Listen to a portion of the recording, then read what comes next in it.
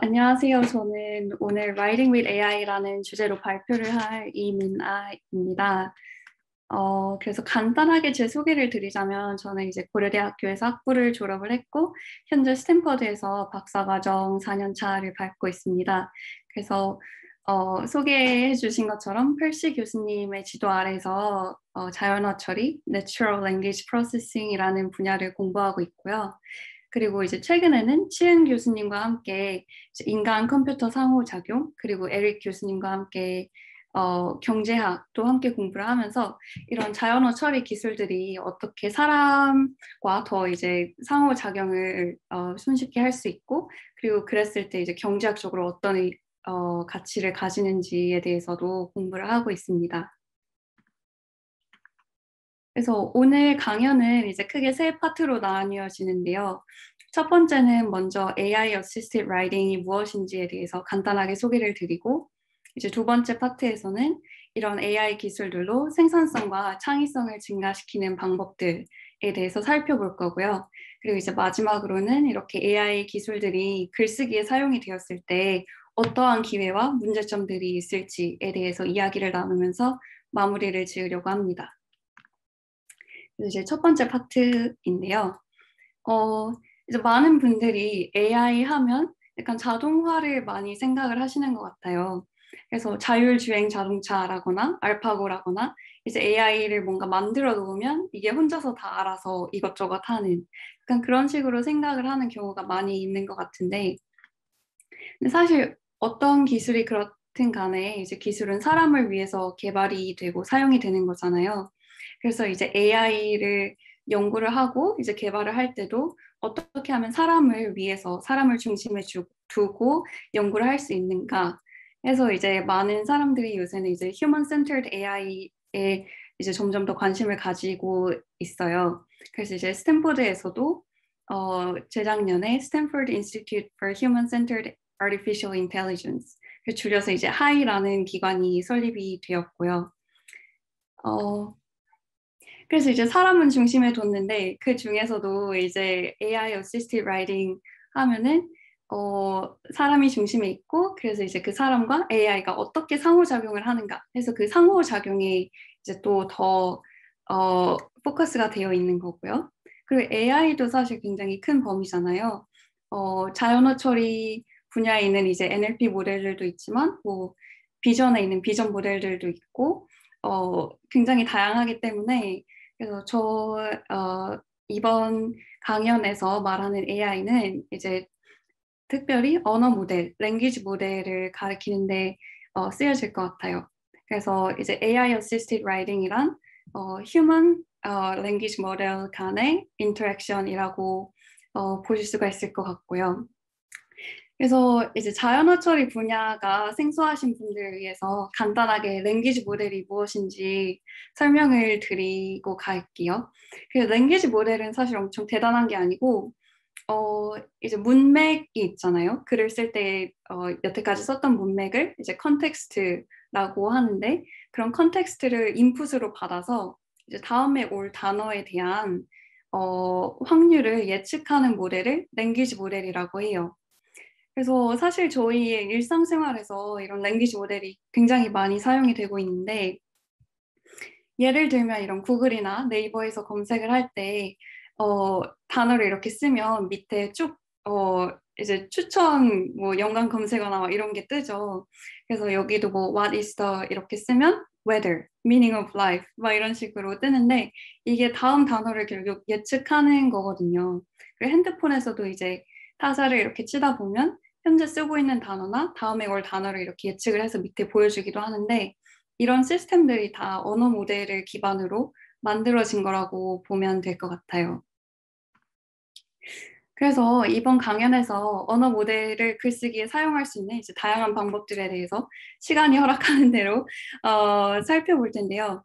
가장 먼저 이제 자동 완성, 빈칸 채우기, 어휘력 늘리기 이렇게가 파트 2에 들어갈 것 같고, 그 이제 사람과 AI가 함께 글을 쓰는 과정, 그리고 시간이 된다면 AI가 경제에 미치는 영향까지도 한번 이야기를 나누어 보겠습니다.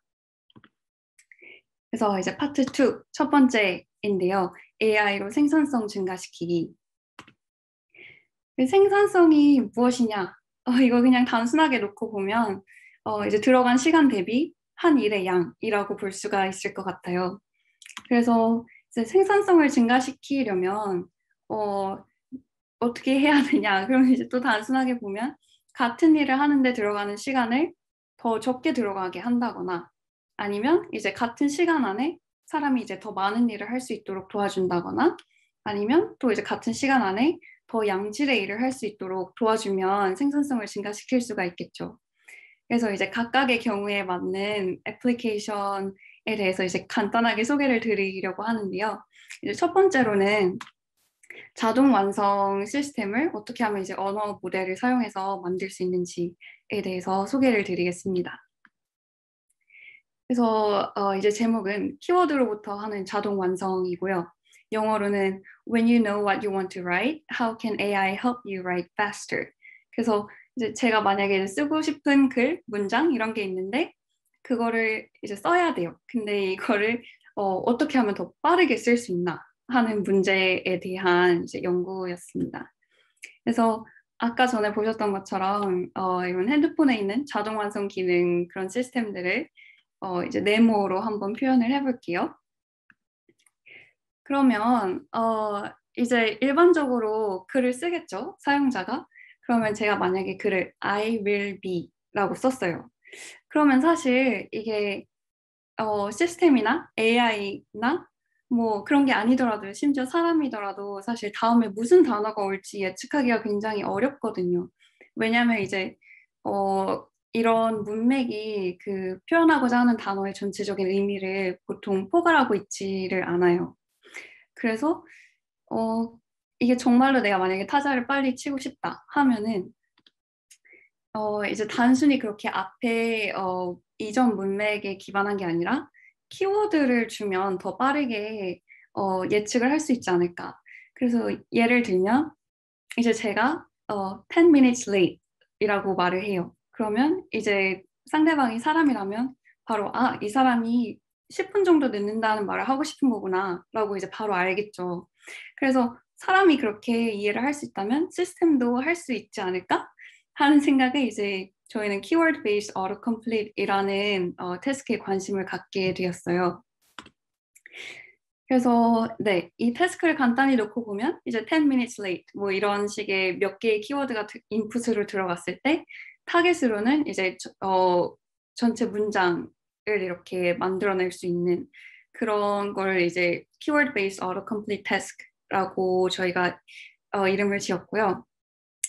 그랬을 때 이제 문제점은 단순히 이제 Supervised Learning으로 언어 모델을 학습시켜서 이 문제를 풀기에는 두 가지 문제가 있어요. 먼저 이런 자동 완성 시스템이 현재 존재하지 않죠. 그러다 보니까 이제 사용자를 모집할 수가 없어요.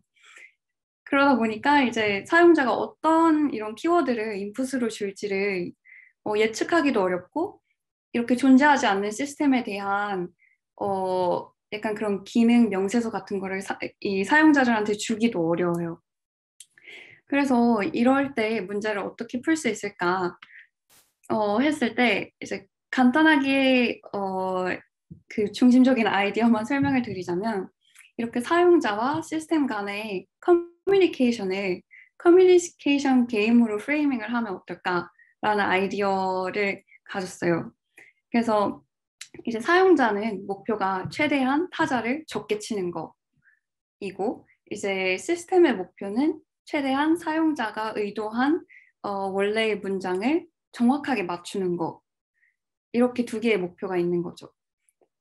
그랬을 때 이제 간단하게 놓고 보면은 사용자와 시스템을 둘 다 언어 모델로 이렇게 표현을 할 수가 있어요. 그러면 이제 사용자 역할을 하는 언어 모델은 키워드를 추출하는 그런 방법을 이제 여러 가지를 시도하게 되는 거고요. 학습하는 과정에서. 그리고 이제 시스템 역할을 하는 언어 모델은 키워드를 받았을 때 문장을 만들어내는 그런 방법을 이제 학습을 하는 거고요. 그래서 이제 자세한 것은 이 논문을 보시면 이제 어떤 식으로 아까 말씀드렸던 두 개의 오브젝티브를 연결해서 이제 constrained objective로 구성을 하고 optimization을 어떻게 했는지가 나와 있는데 이제 결과적으로 말씀을 드리자면 이렇게 사용자 시스템을 모두 언어 모델로 모델링을 했을 때 만들어진 배워진 그런 이제 자동 완성 시스템이 사용자가 타이핑하는 시간을 50%까지 줄여줬다 하는 것을 유저 스터디를 통해서 보였습니다. 그래서 이제 이런 식으로 언어 모델을 활용해서 자동 완성 시스템을 만들 수가 있는데요. 사실 자동 완성이 종류가 굉장히 많아요. 그래서 일반적으로는 가장 이제 흔하게 접할 수 있는 게 구글의 Gmail 안에 있는 이제 Smart Compose 그리고 Smart Reply 이런 게 있죠. 그래서 이제 왼쪽에 있는 그림을 보면 검정색으로 쓴 글이 이제 제가 여태까지 쓴 글이고 회색으로 보이는 부분이 이제 구글에서 다음에 올 단어 혹은 이제 뭐 문장 이런 식으로 예측을 해서 보여주는 거고 오른쪽에 보여지는 거는 이제 이메일 전체를 봤을 때 짧게 대답을 할 수 있는 몇 가지 옵션을 주고 있어요. 그래서 이제 구글 블로그에서 이제 했던 말이 전체 이메일 중에 12%의 이메일이 이런 식으로 자동 완성이 되어서 보내진다라고 하더라고요. 그래서 어떻게 보면 이런 자동 완성 기술이 되게 좀 별거 아닌 것 같아 보일 수도 있지만 이게 실제로 이제 소프트웨어에 다 이제 포함이 되었을 때 정말 많은 사람들의 생산성을 증가시키는 데 기여를 할 수 있다 하는 점을 이제 말씀드리고 싶었어요. 그리고 이제 저와 같은 개발자이신 분들은 이제 익숙한 개발 환경에 있는 또 자동 완성 기능들이 많이 있죠. 그래서 최근에는 이제 오픈 AI에서 나온 코덱스라는 모델을 기반으로 GitHub에서 코파일럿이라는 시스템을 이제 만들었어요. 그래서 여기는 이제 그 함수가 있고 함수에 대한 docstring을 그 함수에 대한 이제 설명을 적었을 때 함수를 이제 자동으로 짜주는 그런 게 가능하다라고 이제 데모로 보여줬고요. 그리고 이제 눈에 보이지 않더라도 자동 완성이 쓰여지는 곳들이 또 사실 굉장히 많이 있어요. 그래서 마이크로소프트 엑셀을 많이 사용하실 것 같은데, 이제 여기에서 보면은 이제 첫 번째 컬럼에는 풀 네임이 이렇게 적혀 있고, 두 번째 컬럼에는 first name을 이제 적고 싶은 거예요. 근데 예전 같았으면 이걸 일일이 하나씩 다 치거나 아니면 이제 마이크로소프트 엑셀 안에서 사용되는 매크로라는 이제 그런 프로그래밍 언어를 또 따로 이제 배워서 이런 first name만 추출해주는 프로그램을 짰었어야 했는데 요즘에는 이게 다 또 자동으로 되죠. 이런 인풋 아웃풋 example을 받아서 하는 자동 완성. 하지만 이제 유저들에게는 그게 보여지진 않고 이제 결과물만 딱 보여주는 식으로 또 이제 구현이 되어서 쓰이고 있고요. 그 외에도 막 또 비주얼라이제이션 하는 데도 쓰이고, 네, 정말 다양한 곳에 많이 쓰이고 있는 자동 완성 기능입니다. 어, 그 혹시 질문이 있나요?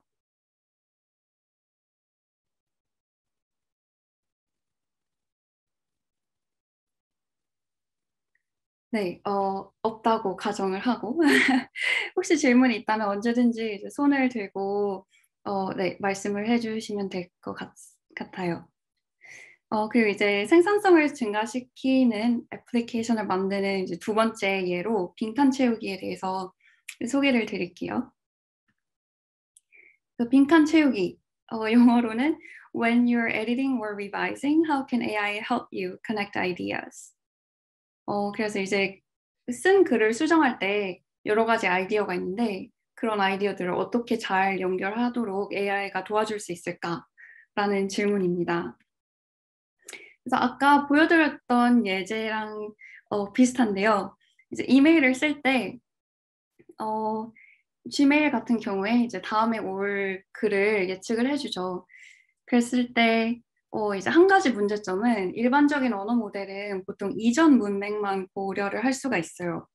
그래서 이제 다음에 올 글에 대해서는 보통 이제 아예 고려를 하지 않는 경우가 많은데, 그래서 지금 이 이메일을 예시로 보면, 어, 이제 제가 고맙다고 이제 Thanks for updating the draft.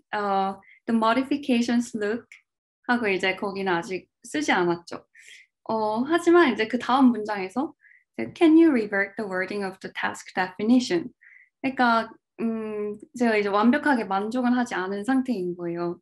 그랬을 때 이제 언어 모델이 예측한 Great to me라는 글은 사실 정확하지가 않죠. 좀 더 정확하게 하려면 이제 good with one exception 약간 이런 식으로 다음에 올 문맥도 고려를 해야 한다는 네, 그런 경우가 또 굉장히 많이 있거든요. 그래서 이런 빈칸 채우기 문제를 자연어 처리 분야에서는 text infilling이라고 불러요. 그래서 이제 인풋으로 이런 블랭크 빈칸이 있는 문장이 들어왔을 때 아웃풋으로 이제 빈칸을 채운 문장을 내보내주는 그런 태스크를 이제 text infilling이라고 합니다. 그래서 데모를 보면 이제 조금 더 이해가 쉬울 수도 있는데요. 여기 URL로 가셔서 직접 해보셔도 재미있을 것 같아요. 그래서 이제 예를 드는 게 이야기를 쓸 때 제가 만약에 첫 번째 문장은 마음에 들고 이제 마지막 결말도 마음에 들어요. 하지만 이제 두 번째, 세 번째 문장이 마음에 들지 않아. 그러면 이제 거기를 이제 클릭을 해가지고 인필 버튼을 누르면 이제 언어 모델이 이제 앞뒤 문맥을 고려한 그런 이제 서제스션을 주게 됩니다. 그래서 이제 문장 단위로도 할 수 있고 단어 단위로도 할 수 있고 혹은 이제 프레이즈 단위로도 할 수가 있는 거고요. 그래서 사실 저희가 이 프로젝트를 하기 전까지 되게 많은 분들이 이 텍스트 인필링 문제를 풀기 위해서 언어 모델을 이제 만들었었어요. 그래서 그때까지는 이 태스크에 굉장히 이제 스페시픽한 모델 아키텍처를 만들고 그리고 또 거기에 맞는 데이터셋을 수집을 해가지고 그 모델을 여기에 학습을 시켜서 막 하이퍼 파라미터 튜닝을 해가지고 이제 짜잔 됩니다라고 하는 시기였는데 이때가 이제 어떤 때였냐면요. 이제 막 GPT-2라는 언어 모델이 나왔던 시기였어요. 그래서 이전에 있었던 웍들은 거의 다 이제 그런 식으로 모델 아키텍처를 다 각각 새로운 거를 디자인을 해가지고 데이터도 막 새롭게 많이 모으고 해서 이 문제에 접근을 했었다면 이제 GPT-2라는 언어 모델이 나온 이후에는 이제 이 모델을 딱 한 번만 프리트레이닝을 해서 많은 다른 태스크에 사용을 하자라는 이런 새로운 패러다임이 나왔어요. 그래서 GPT-2는 그냥 이제 간단하게 생각하면 인터넷에 있는 정말 많은 텍스트를 바탕으로 학습이 되어 있는 거고요. 그 여전히 이제 학습한 과정은 그냥 이제 다음 단어를 예측하는 그런 식의 굉장히 단순한 태스크를 기반으로 학습을 했지만 이제 파인 튜닝이라는 한 단계를 더 거치면 굉장히 다양한 태스크를 풀 수가 있게 돼요. 그래서 이제 여기서 예제로 든 거는 질의응답 같은 경우에 네, 이제 GPT-2가 이미 세상에 관한 많은 지식들을 배웠기 때문에 이제 원하는 도메인에 대한 그런 데이터를 조금만 모아서 이제 정말 짧고 쉽게 모델에 대해서는 전혀 바꾸지 않고 이제 파인 튜닝을 했을 때 이런 질의응답도 잘 할 수 있고 트랜슬레이션 번역도 같은 모델인데 다 할 수 있고 뭐 심지어 수학도 어느 정도까지는 할 수 있고 그런 식의 이제 새로운 패러다임이 나오게 되었습니다. 그래서 저희가 했던 일은 이런 GPT-2라는 새로운 언어 모델, 프리-트레이닝 된 언어 모델을 가지고 어떻게 하면 쉽고 간단하고 빠르게 파인 튜닝을 해가지고 이 모델이 빈칸 채우기를 할 수 있게 할 수 있을까에 대해서 연구를 했고요. 근데 이제 첫 번째 말씀드렸던 프로젝트와 똑같이 이제 빈칸이 있는 문장이 그냥 시중에 막 널려 있지는 않거든요. 그래서 이제 저희가 택한 방법은 이제 멀쩡한 문장을 가져다가 임의로 빈칸을 뚫고 그 다음에 이제 빈칸이 있는 그 문장과 그 세퍼레이터 토큰을 이렇게 중간에 놓고 그 다음에 이제 빈칸에 원래 있던 단어들을 그 뒤에 이렇게 붙이는 거예요. 그래서 이제 원래 데이터가 있으면 new 데이터는 이런 식으로 구성을 시켜서 언어 모델을 이 new 데이터에 파인 튜닝을 시키고 그랬을 때 이제 테스트 타임 때 새로운 문장이 들어오면 이제 그 문장을 모델이 받아서 이제 그 다음에 올 단어에 대한 예측을 하겠죠. 그랬을 때 이제 이런 빈칸에 있는 문장들을 봤었으니까 다음에는 그런 빈칸에 들어갈 단어가 어떤 건지 예측을 해야겠다라고 모델이 이제 알고 예측을 하고 그랬을 때 이제 이 인풋과 타겟의 매핑은 디터미니스틱하게 이렇게 딱 가져다가 넣을 수가 있으니까 그렇게 가져다 넣고 나면 이제 전체적인 완벽한 문장이 나오게 됩니다. 근데 이런 모델이 정말 잘 작동하는지는 어떻게 아냐 하면은 이제 저희가 택한 방법은 튜링 테스트이거든요. 그래서 튜링 테스트란 이제 이게 사람이 한 건지 아닌지를 테스트하는 거라고 생각하시면 될 것 같은데 그래서 저희가 이제 했던 유저 스터디는 이제 5문장으로 된 이야기를 가져다가 그 중에 한 문장을 임의로 골라요.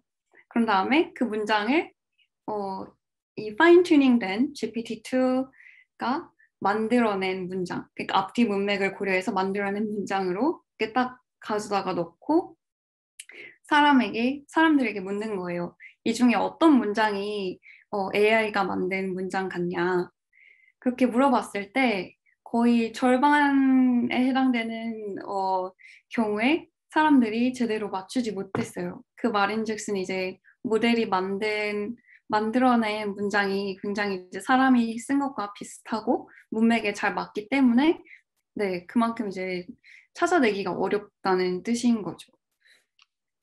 그래서 이제 이런 언어 모델을 굉장히 빠르고 쉽게 파인 튜닝을 해서 빈칸 채우기 같은 거에도 쓸 수가 있다라고 네, 하는 게 이제 두 번째 생산성 파트였고요. 혹시 지금 질문이 있나요? 네, 몇 개 질문이 지금 올라와 있는 것 같습니다. 유튜브 네. 챗에도 하나 있고요. 그 다음에 줌 챗에도 2개 정도 올라와 있습니다. 한번 보시고 답변해 주시면 감사하겠습니다. 네, 일단 줌의 질문을 보면 작업 시간 줄이기 항목에서 소개하셨던 파이썬에서 함수의 닥스트링으로부터 함수를 작성해주는 AI에 대해서 조금 더 자세히 말씀해 주시겠어요? 네. 그래서 일단 프로그램도 사실 다 프로그래밍 랭귀지잖아요.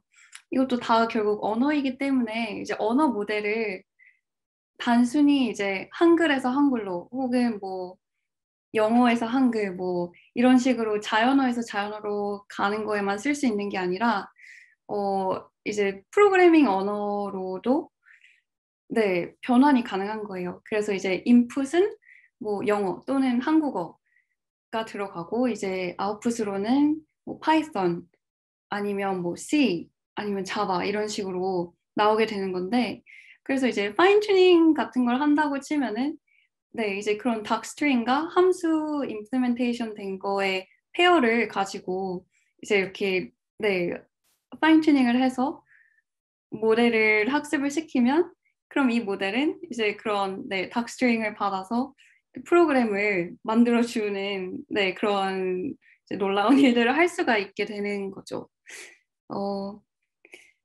그리고 다음 질문은 실제 유저 입장에서 장문 시 바로바로 서제스션이 나와야 하는 low latency가 요구될 것 같은데 리소스가 많이 필요한 pre-trained language 모델로 적용하는 게 좋은 방향인지 궁금합니다. 네, 굉장히 좋은 질문인데요. 그래서 이제 잠시 뒤에 설명을 드릴 GPT-3라는 모델이 있어요. 그래서 그 모델 같은 경우에는 굉장히 커요. 그래서 웬만한 사람들이 본인의 랩탑이나 아니면 이제 뭐 학교에 GPU가 많이 있다 해도 돌릴 수가 없는 거예요. 하지만 이제 그런 경우에는 그 모델을 만든 회사인 오픈 AI에서 API를 공개를 했어요. 그래서 이제 본인이 이제 각각 사용자가 일일이 그거를 노트북이나 GPU에서 돌려야 되는 게 아니고 API 이렇게 콜을 하면 굉장히 빠르게 네, 그 모델 제너레이션 된 결과가 이렇게 오기 때문에 네, 그런 부분에 있어서는 좀 걱정이 이제 많이 줄어든 것 같습니다.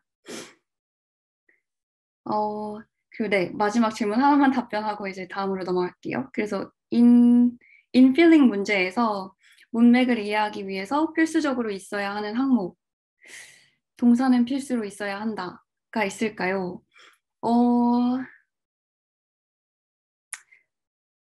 아마 없다고 할 수 있을 것 같아요. 그러니까 실제로 없는 건 아니지만 이제 GPT-2나 GPT-3 같은 이런 pre-trained language model 같은 경우에는 인터넷에 있는 정말 온갖 잡다한 글을 다 봤거든요.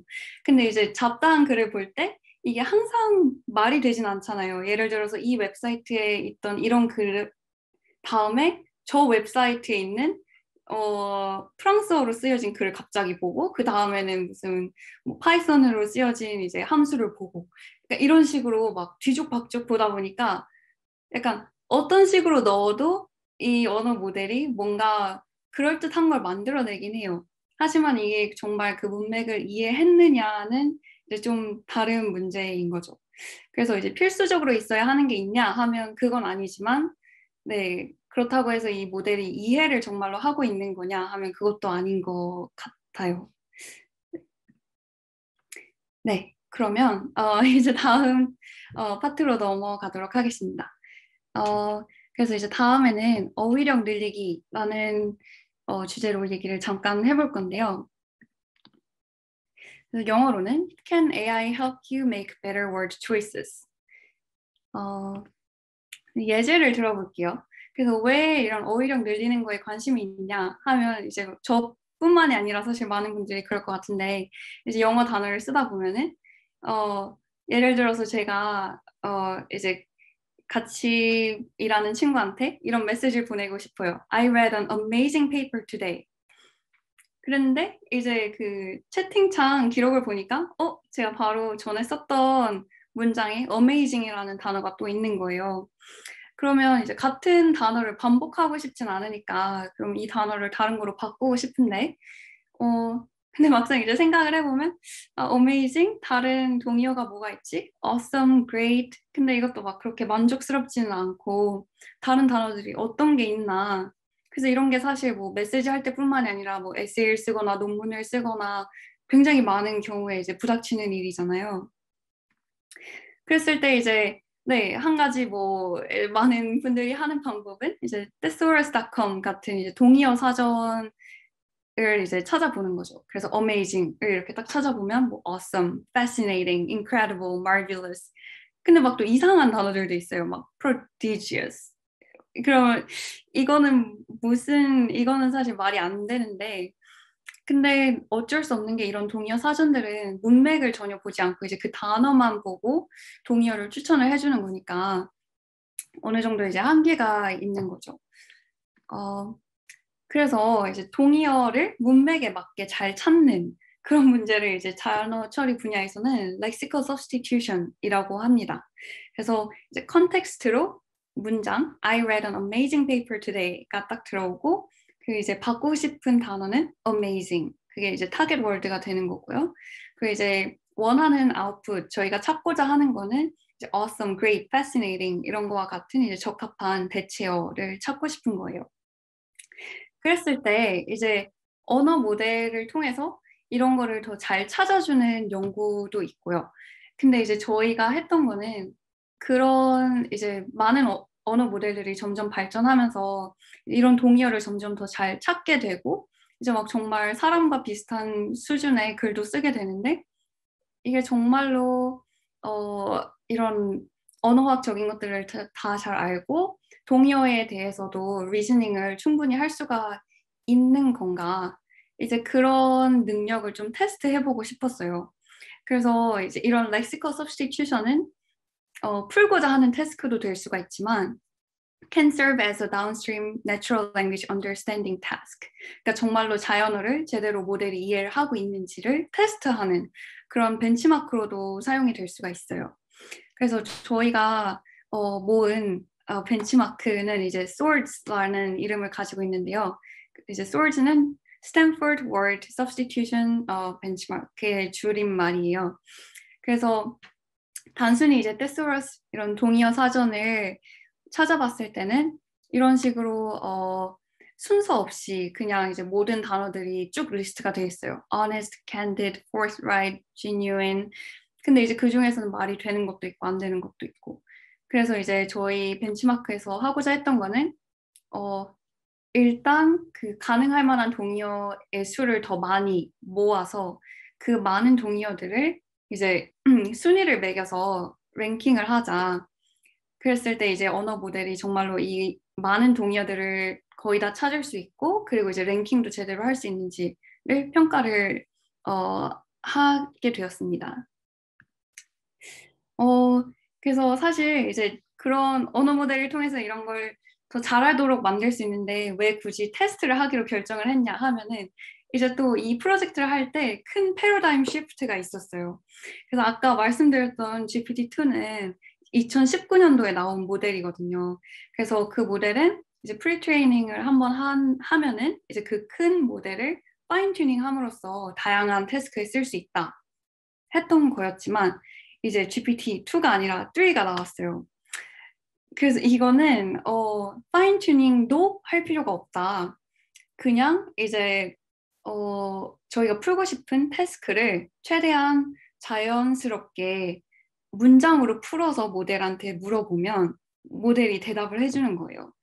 그래서 이제 GPT-3한테 이제 질의응답을 한다고 치면은 그걸 이제 prompt tuning이라고도 하거든요. prompting이라고 하기도 하고 그래서 이제 인풋으로는 이렇게 네, 파란색으로 써놓은 글을 이렇게 주는 거예요.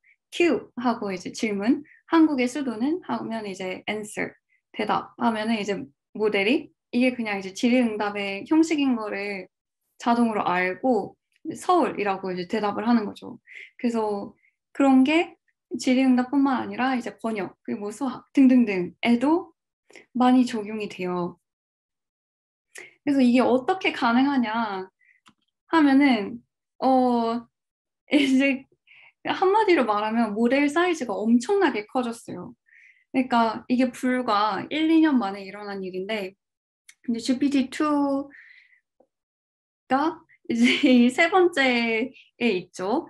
근데 이제 그마저도 사실 굉장히 커요. 굉장히 커서 스탠포드의 GPU가 막 뭐 수십 개가 있는데도 GPT-2도 이제 버전이 여러 개가 있거든요. Small, Medium, Large.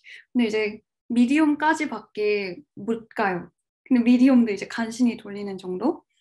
그런데 이제 GPT-3는 그거에 그냥 이제 비교도 안 될 정도로 엄청나게 커진 거예요. 그래서 이제 막 특별하게 기술적으로 뭔가 많이 바뀐 건 없는데 사이즈를 이렇게 키우다 보니까 앞서 말씀드렸던 것처럼 이제 파인 튜닝을 해야 되는 그런 이제 데이터셋을 조금이라도 모으고 파인 튜닝을 하고 그래야 되는 스텝이 이제 완전히 사라지고 아예 그냥 모델한테 잘 질문을 잘 이제 조합해서 하면은 네, 모델이 그냥 이제 대답을 거의 바로 할 수 있는 그런 수준이 되었습니다. 그래서 이런 GPT-3를 트레이닝 하는데 만들고 트레이닝 하는데 거의 100억 가까이 든다고 들었다고 이제 많은 사람들이 추측을 하고 있어요. 네, 그래서 예제를 보여드리면 이제 그 볼드, 그러니까 굵게 된 굵게 표현이 된 그 텍스트가 이제 인풋으로 들어간 문장이고요. 그래서 what are appropriate synonyms to replace the word amazing in the sentence? I read an amazing paper today. So 이런 식으로 이제 자연스럽게 문장으로 태스크를 잘 포장을 해서 넣어주면 이 모델이 이렇게 대답을 한 거예요. The word amazing can be replaced by the following words in the given sentence. Wondrous, incredible, astounding. 그래서 그냥 아무런 트레이닝도 없었는데 그냥 이렇게 쑥쑥쑥 잘 해버리니까 그러면 이 모델이 얼마나 잘하는지 테스트를 해보자 해서 이렇게 벤치마크를 만든 거였고요. 그래서 이제 테스트를 해봤을 때 결과를 두 줄 요약을 해드리자면, 먼저 이제 사람들보다는 잘 못해요, 여전히. 근데 이제 잘 못한다는 게 어떤 뜻이냐면, 사람들에게 그 동의어를 보여주고, 이 동의어가 그 타겟 월드, 문장에 있는 타겟을 어, 대체할 수 있냐라고 물었을 때 yes, no 대답하는 거는 굉장히 쉬운 편이거든요. 그래서 이제 그런 걸로 평가를 했을 때는 사람들보다 잘 못해요. 하지만 이제 사람들한테 동의어를 기억을 해내라고, 그래서 기억을 해내서 그거를 이제 다 적어 내라고 하면은 이제 그것보다는 이런 GPT-3라는 모델이 훨씬 더 많은 동의어를 만들어낼 수가 있다는 것을 관찰을 했습니다. 음, 그래서 네, 이런 벤치마크가 있다는 것도 알려드리고 싶고요.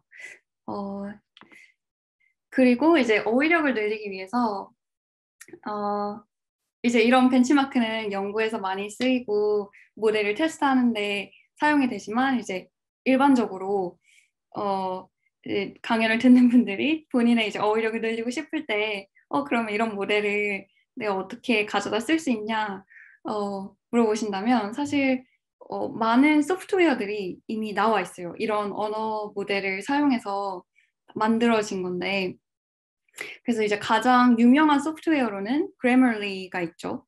그래서 이런 경우에는 이제 amazing이라는 단어를 뭐 fantastic이라는 걸로 바꿀 수 있고 그 이유까지 설명을 해주고 있고요. 그리고 이제 thesaurus.com 아니면 뭐 dictionary.com에서 이제 또 최근에 만든 grammar coach라는 이런 네, 시스템도 비슷한 거를 하고 있고 그리고 이제 WordTune이라는 것도 GPT-3를 기반으로 만들어져서 이런 동의어들을 많이 찾아주는 거를 이미 하고 있고, 뭐 크롬 플러그인으로도 쓸 수 있고, 다양한 네, 뭐 구글 닥에서도 쓰이고 아마 다양한 플랫폼에서 다 쓸 수 있으니까 한번 찾아보시면 좋을 것 같아요. 그래서 이제 다음 파트로 넘어가기 전에 잠깐 질문이 있는지 한번 찾아볼게요. 네. 그래서 질문이 프리-트레이닝이 필요 없다라면 GPT-3부터는 따로 트랜스퍼 러닝 개념이 아니라 어떤 식으로 작동을 하게 되나요? 챗봇으로 말을 걸듯이 문제를 풀게 한다는 의미일지요? 그래서 일단 프리-트레이닝이 필요 없다는 건 아니고요. 이제 GPT-3가 이미 프리-트레이닝이 되어 있는 상태예요. 근데 이게 모델 사이즈가 엄청 크고 또 이제 프리-트레이닝을 한 그 데이터 크기도 엄청 커졌어요. 그렇기 때문에 이제 이런 모델을 이제 파인 튜닝을 해야 되는 필요성과 중요도가 훨씬 더 떨어진 거죠. 그래서 여전히 이것도 트랜스퍼 러닝인 게 맞고요. 하지만 이제 최종적인 태스크에 어답트 하고 싶을 때 이제 해야 되는 일이 더 줄어든 거라고 이해를 하시면 될 것 같아요. 그 챗봇으로 말을 걸듯이 문제를 풀게 한다는 의미인가요?에 대해서는 네, 맞아요. 그래서 이게 단순히 꼭 이제 대화 형식일 필요는 없어요. 하지만 네, 이제 그런 식으로 이제 크게 따로 막 데이터를 모으고 트레이닝을 시켜야 되는 그 스텝이 많이 불필요해지고 이제 덜 중요해졌다라는 의미에서 말을 걸듯이 문제를 푸는 거는 네, 맞다고 대답을 드리고 싶어요. 그리고 다음 질문은 공개하신 벤치마크는 문맥에 맞는 적당한 렉시컬 서브스티튜션들의 랭킹이 어노테이션 돼 있는 건가요? 그런 어노테이션은 사람이 한 건가요? 네, 맞습니다. 그래서 네, 여기에서 보이는 이제 source라는 게 저희의 벤치마크인데 이 랭킹은 사람 10명에게 물어봐서 그 10명 중에서 이제 몇 명이 이 타겟 워드를 대체할 수 있다라고 대답을 했는지에 대한 퍼센테이지가 이제 표시가 된 거고요. 네, 저희 벤치마크에 있는 모든 이제 문장과 단어에 대해서는 어노테이션이 되어 있습니다. 네, 시간이 많이 없는 것 같아서 이제 다음 파트로 일단 넘어갈게요. 유튜브 질문을 확인하지 못해서 죄송합니다. 왔다 갔다 했다가 시간이 더 오래 걸릴 것 같아서 제가 강연이 끝난 다음에 유튜브 직접 들어가서 답변을 드릴게요. 자, 그러면 창의성에 대해서 이제 또 빠르고 네, 그래도 이제 효율적으로 설명을 드리겠습니다. 이런 책이 있어요. 자세히 보면은 이제 무언가를 눈치채셨나요? 이제 저자 이름에 GPT-3가 있죠. 그래서 허걱 이게 무엇인가? 어, 사실 이 책뿐만이 아니라 여러 책들이 이미 출판이 되어 있어요. 그리고 이제 저자들이 GPT-3와 함께 이제 글을 쓰면서 그거를 출판을 하게 된 거죠. 그 심지어 이 블로그 글은 24시간 안에 다 썼다라고 말을 하고 있네요. 그리고 또 이제 판타지 소설 같은 거 좋아하시는 분들은 이런 웹사이트도 되게 좋아하실 것 같은데 AI 던전이라는 웹사이트가 있어요. 이것도 GPT-3를 이용해서 그런 언어 모델을 이용해서 만들어진 건데 이렇게 AI와 제가 한 번씩 턴을 번갈아 가면서 이야기를 쓰는 거예요. 그래서 이제 먼저 모델이 막 뭐 You're a demon 어쩌고 저쩌고 막 이렇게 하면은 이제 제가 어떤 행동을 취하고 싶은지를 이렇게 딱 쓰면은 거기에 맞춰서 또 이제 AI가 이야기를 또 만들어내고 그럼 또 제가 거기에 맞춰서 뭐 상황 설명을 한다든지 뭐 캐릭터의 액션을 이제 묘사를 한다든지 그런 식으로 네 소설을 쓰는 그런 웹사이트고요. 그리고 또 요즘에 가장 또 크게 이슈가 됐던 거는 이제 단순히 언어 모델이 아까 말씀드렸잖아요. 자연어에서 자연어만 갈 수 있는 게 아니라 자연어에서 프로그래밍 언어로도 갈 수 있는데 이제는 자연어에서 이미지로도 갈 수가 있어요. 왜냐면 이제 결국 텍스트도 그렇고 이미지도 그렇고 컴퓨터 입장에서는 다 똑같은 0과 1이잖아요. 그래서 다 이제 같은 디지털 데이터이기 때문에 언어 모델에 다 그냥 때려 넣는 거예요.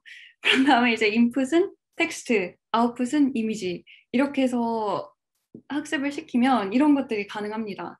그래서 이제 텍스트 인풋으로는 an armchair in the shape of an avocado. 그러면 이제 이미지로는 아보카도 모양의 실제 암체어가 이렇게 나오기도 하고 그리고 여기서는 illustration of a baby daikon radish in a tutu walking a dog. 그러면 이걸 또 되게 그럴듯하게 잘 만들어내요. 그래서 약간 이런 창의성이라는 게 이런 그 말이 있더라고요. 그러니까 being creative requires a jolt to take us out of the well-carved paths we retrace each day. 그러니까 사실 창의성이란 이제 네 뭔가 정의하기도 어렵고 평가하기도 어려운 거지만 이제 그냥 단순하게 생각을 해보면 저희는 항상 이제 쓰는 단어들만 또 이제 반복해서 계속 쓰고 항상 그리던 것들만 이제 계속 반복해서 하고 뭐 항상 이제 생각하던 것들이 다 비슷비슷하잖아요. 근데 이런 AI와 인터랙션을 했을 때 전혀 생각하지 못했던 방향으로 이제 AI가 그런 식으로 창의력을 더 돋궈주기도 하고 또 이제 상상하기 어려운 뭐 이런 아보카도 체어 같은 것도 이제 실제로 보여주기도 하고 약간 그러면서 이제 이 책의 Creativity Code의 저자는 이런 말도 해요. Machines might ultimately help us as humans behave less like machines. 그러니까 이제 더 이상 저희의 이제 편안한 그런 이제 단어나 막 그런 것들만 계속해서 쓰는 게 아니라 더 많은 것들을 시도하고 네, 도전할 수 있도록 그렇게 도와줄 수 있다라고 말을 합니다. 그래서 이런 창의력에 관련된 툴들은 사실 인간 컴퓨터 상호작용 분야에서 많이 연구가 됐어요. 그래서 이제 그 분야에서는 이런 툴들을 Creativity Support Tools라고 부르는데, 그래서 이 논문은 이제 2019년도에 나온 많은 이런 Creativity Support 툴들을 분석하고 요약 정리한 논문이에요. 제 발표 자료는 나중에 이제 제 홈페이지에 공개를 할 테니까 혹시 관심 있으신 분은 찾아보시면 좋을 것 같아요. 그랬을 때 이제 네, 가장 인상적인 거는 이렇게 많은 이제 143개의 페이퍼를 다 막 분석을 했어요. 이 논문에서. 그래서 정말 많은 사람들이 이런 네, 툴에 창의력을 돋궈주는 툴에 관심은 정말 많은데 근데 아직까지도 이런 크리에이티비티 서포트 툴에 대한 일관적인 정의가 없어요. 그래서 이 논문에서는 본인들이 이제 정의를 제시를 하는데 그것마저도 사실 좀 되게 모호한 것 같아요.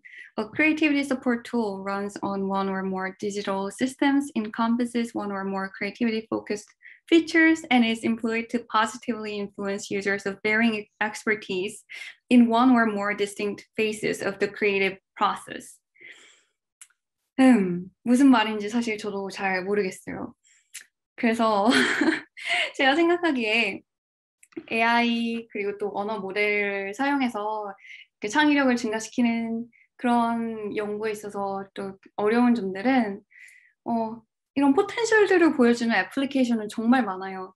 근데 여전히 이제 크리에이티비티란 무엇인가, 그 크리에이티비티를 이제 증가시킨다는 건 또 뭔가 이런 거에 대해서 리즈닝을 하기가 굉장히 어렵고 그리고 이제 사람들이 이런 툴로부터 원하는 게 무엇인지 그리고 이런 툴들이 뭔가 서제스션을 주었을 때 사람들이 그것을 어떻게 받아들이고 평가하는지에 대한 이해도 굉장히 부족해요.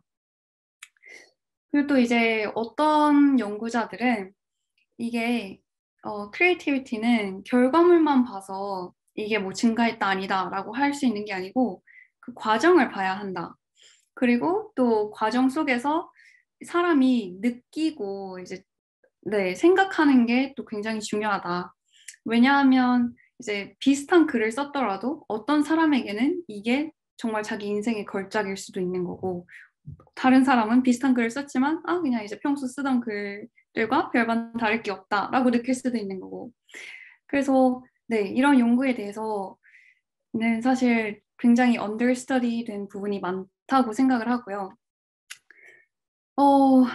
이제 그렇게 어려운 점이 굉장히 많은데 거기에 이제 AI를 덧붙이면 심지어 더 어려워요. 왜냐하면 이제 네, AI가 할 수 있는 것과 할 수 없는 것에 대해서 설명을 하기가 어렵고 왜냐하면 이제 본인도 모르는 경우가 많죠. 연구자로서.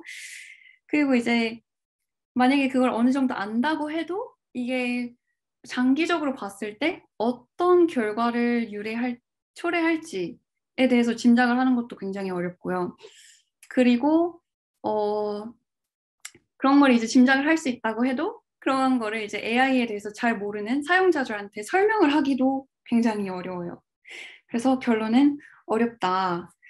어, 그래서 이제 왜 AI와 이런 사람 사이의 상호작용을 어, 이제 사용하는 그런 툴들을 만드는 게 어려운지에 대한 논문도 또 있고, 네, 이런 창의력을 늘려주는 툴들에 대한 연구도 또 있고, 그래서 이런 것들을 다 좀 복합적으로 봐야 할 것 같아요.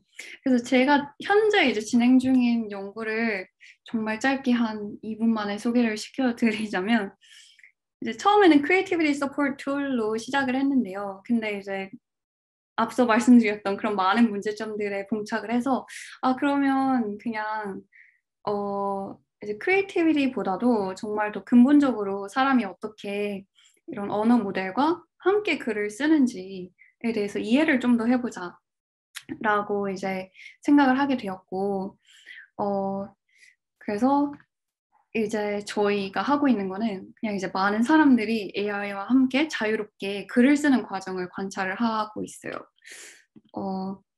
그래서 저희가 이제 예제로 잠깐 보여드릴 거는 아기 돼지 92형제라는 이제 라이팅 프롬프트를 사람들한테 줬어요. 이제 아기 돼지 삼형제라는 그런 네, 이야기는 다 아실 것 같은데 그걸 조금 변형해서 만든 프롬프트거든요. 그래서 이제 늑대가 하도 아기 돼지들을 많이 먹으니까 이제 돼지 이제 계속 네 자라고 먹히고 하다가 92번째까지 온 거예요. 그랬는데 이제 그 92번째 돼지는 정말 이를 갈고 집을 만들 때 depleted uranium으로 만들었어요. 그러니까 이제 방사능이 있는 그런 물질로 집을 만드니까 늑대가 헐 약간 이런 거죠. 그래서 이런 프롬프트를 이제 사람들한테 주고 사람들이 어떻게 언어 모델과 인터랙션을 하면서 글을 쓰는지를 지켜봤어요. 그래서 그거에 대해서 잠깐 보여드릴 시간이 될런지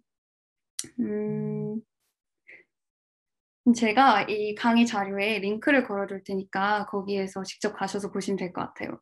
근데 이제 잠깐 설명을 드리자면 이런 텍스트 박스가 있고 사람들이 글을 쓸 때 이제 탭 키를 누르면 언어 모델이 여기에서는 이제 GPT-3가 서제스천을 5개를 줘요.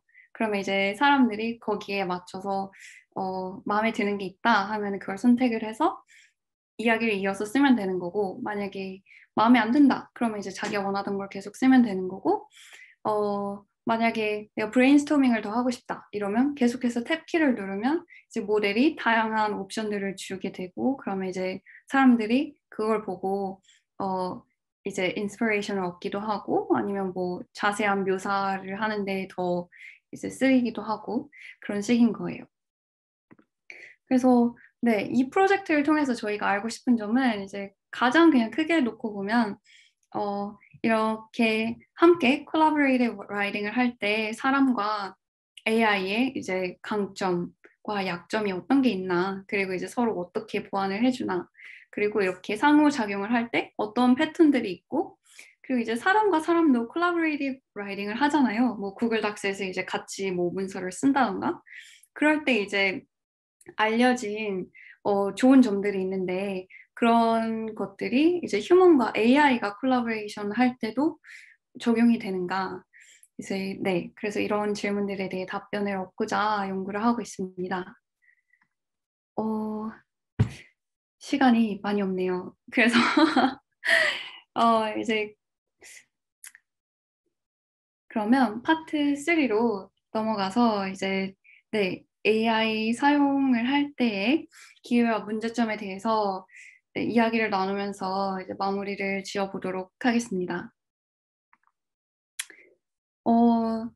이제 경제학적으로는 사실 네, 말씀드릴 게 좀 너무 많기도 하고 그래서 이제 가장 중요한 것들만 말씀을 드리자면 이제 인트로덕션에서 말씀드렸던 것처럼 AI란 자동화냐 그렇지 않거든요. 이제 사람이 하는 일을 더 잘할 수 있도록 그래서 어토메이션이 아니라 어그멘테이션을 하는 쪽으로 이제 연구를 하는데 저는 중심을 두고 있고 그랬을 때 이제 기술이 사람이 하는 일을 더 잘할 수 있게 도와줬을 때 이제 경제학에서는 오히려 이제 그런 일에 대한 수요와 네 이제 샐러리 이런 것들이 다 늘어나는 편이다.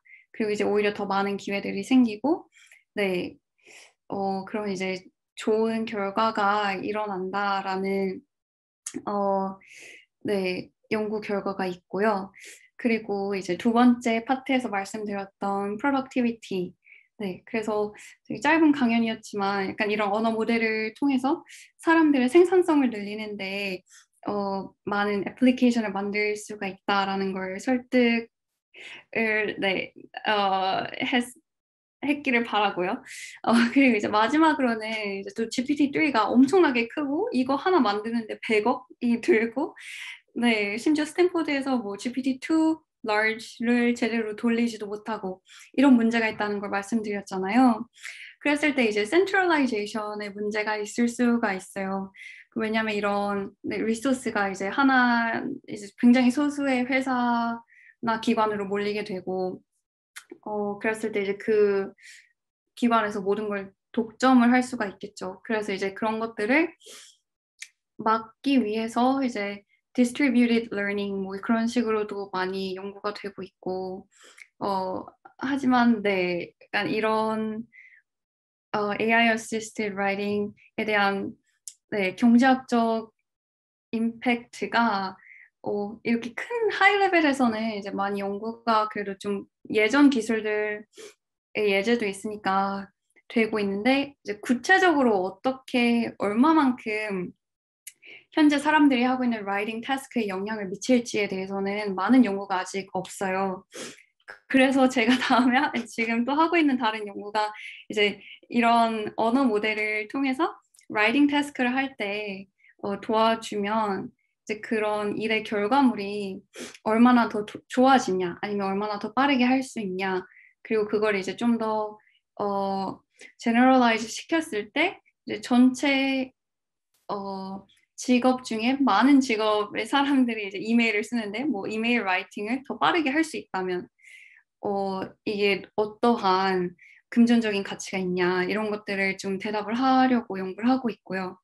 그래서 네 이제 혼자서 사람이 썼을 때 그리고 사람이 AI와 함께 썼을 때 그리고 AI가 이제 혼자 썼을 때 이런 결과들을 좀 비교를 하는데 이메일 라이팅도 한 가지 예가 될 수 있고 아니면 카피라이팅 이제 광고도 굉장히 경제에서 큰 부분을 차지하고 있기 때문에 그리고 이제 코딩도 마찬가지로 개발자가 혼자 이제 코딩을 하는 거랑 AI와 같이 코딩을 하는 거랑 이제 그럴 때 어떤 차이가 있나 더 좋은 양질의 코드를 쓰게 되나 아니면 뭐 더 빠르게 같은 코드를 쓸 수가 있나 그런 것들을 이제 연구를 하고 있고요. 네, 기회와 리스크. 그래서 기회는 지금 이런 AI assisted writing 연구하기에 정말 좋은 기회인 것 같아요. 왜냐하면 앞서 말씀드린 것처럼 GPT-3가 API가 있기 때문에 이제 entry barrier가 굉장히 낮아졌어요. 이제 누구나 어느 정도 굉장히 이제 간단한 코딩을 할 수 있으면 AI API를 통해서 이제 모델과 소통을 할 수가 있고 그렇기 때문에 네, 예전처럼 막 머신러닝 수업을 엄청 많이 듣고 막 딥러닝 수업, 내추럴 랭귀지 프로세싱 수업 이런 걸 많이 들어야만 모델 하나를 간신히 트레이닝했던 그 시절보다 굉장히 편해지고 빨라진 것 같아요. 그리고 또 이제 텍스트 to image 그런 것도 이제 가능하다고 아까 보여드렸잖아요. 그래서 굉장히 많은 종류의 인터랙션들이 가능해졌기 때문에 네 정말 창의적으로 많은 걸 시도해 볼 수가 있고요. 그리고 이제 사용자와 디벨로퍼 사이에 그런 이제 구분선도 많이 허물어진 것 같습니다. 하지만 이제 문제점도 굉장히 많은데요. 아마 많이 들어보셨을 것 같지만 이런 언어 모델이 기존에 있었던 텍스트를 기반으로 학습이 된 거기 때문에 이제 바이어스도 굉장히 심하고 그리고 이제 부적절한 것들을 만들어낼 수도 있어요. 그래서 이제 논문에서 하는 말은 이제 이런 모델들이 racist, sexist, otherwise toxic language 이런 것들을 만들어낸다. 그리고 네, 이런 것들이 또 이제 잘못 사용이 될 수가 있고 잘못 사용이 됐을 때 그 책임은 누가 지느냐 하는 문제도 있고 그리고 또 AI가 어떤 글을 썼을 때 그리고 또 사람이 AI와 함께 썼을 때 이제 그 쓰여진 글을 보는 다른 사람들이 그 글을 이제 좀 덜 믿고 신뢰한다는 그런 연구 결과도 또 있어요. 그래서 네, 굉장히 많은 기회와 이제 문제점들이 많이 얽혀 있는 분야니까 관심을 가지고 네, 많은 연구를 진행해 주셨으면 좋겠습니다. 그래서 여기까지가 네, 저의 강연이고요. 그리고 이제 스탠포드에서 워크숍을 진행합니다. 8월 23일부터 24일. 그래서 혹시 이런 윤리적인 문제 그리고 이런 점점 커지는 언어 모델에 대해서 관심이 있고 또 계속해서 이렇게 팔로우업 하고 싶으신 분들은 이렇게 워크숍도 참여하시고 얘기를 계속 이어나가면 좋을 것 같아요. 네, 그래서 여기까지였고요. 네, 연구 관련 이야기, 진로 상담, 질문 및 고민 등 편하게 언제든지 이메일 해주시면 감사하겠습니다.